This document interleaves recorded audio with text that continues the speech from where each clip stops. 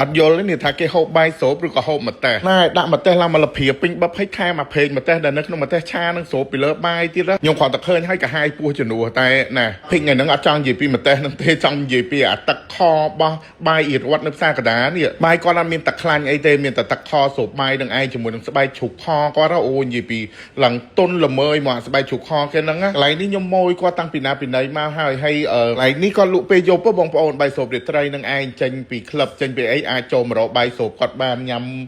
ឲ្យតឹងពោះមុនចូលខេអញ្ចឹងណាហើយបាយគាត់ហ្នឹងមានតែម្ទូនឹងទេសាច់វិញគឺគ្រប់មុខបដ ហើយជើងដើរយប់គឺដឹងតែស្គាល់កន្លែងគាត់ហ្មងនៅម្ដុំផ្សារកណ្ដាលនឹងឯងបើពួកខ្ញុំទៅញ៉ាំតែបាយសាច់ជ្រូកលាយជាមួយនឹងអាស្បែកជ្រូកខនឹងទេហើយថែមទឹកខរបស់គាត់អីចឹងណាតែបើមិត្តភក្តិខ្ញុំវិញគឺម៉ួយឆាខ្ញីបងប្អូនទៅដល់ដឹងតែហើយឆាខ្ញីលាយជាមួយនឹងសាច់ជ្រូកអាំងគេហ្នឹងហើយនៅមកទឹកខគាត់មួយឆ្នាំងហ្នឹងគឺសូបបាយឆ្ងាញ់យកបដោយមានស្លឹកខ្ទឹមលាយតិចហ្នឹង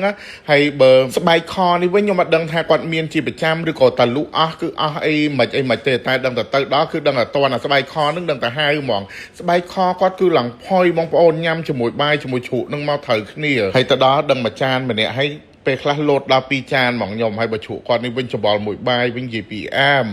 ដាក់ច្បល់មកដាក់ម្ទេសឆាដូចមិត្តភក្តិខ្ញុំខាងមុខនឹងមកគឺអាមបដ ாய் ថ្ងៃនេះម៉ាក់អូនបូបមកទៀតហើយគឺថា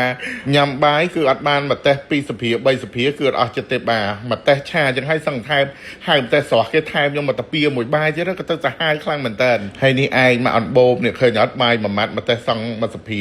ដាក់ឡើងអ្នកលក់គេមើលមុខ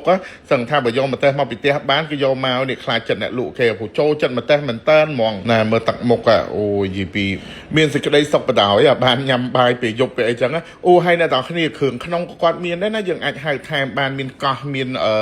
ថ្លើមមន់មានអីចឹងទៅយើងអាចហៅថែមពីក្រៅបានអញ្ចឹងតែខ្ញុំភ្លេចបាត់ទៅថាបាយគាត់មួយចានហ្មងព្រោះដោយសារតែអត់បានចាំតម្លៃយកពេលហ្នឹងហើយគាត់គិតលុយហើយបានសួរគាត់មួយចានហ្មងដឹងតែតម្លៃគាត់ហ្នឹងគួរសមដែរតែគឺអត់ថ្លៃពេកទេបងប្អូនអាចទៅញ៉ាំបានកដាយប់កដាត្រៀតអីឃ្លានបាយទៅអត់ខកម្ដងទេនេះ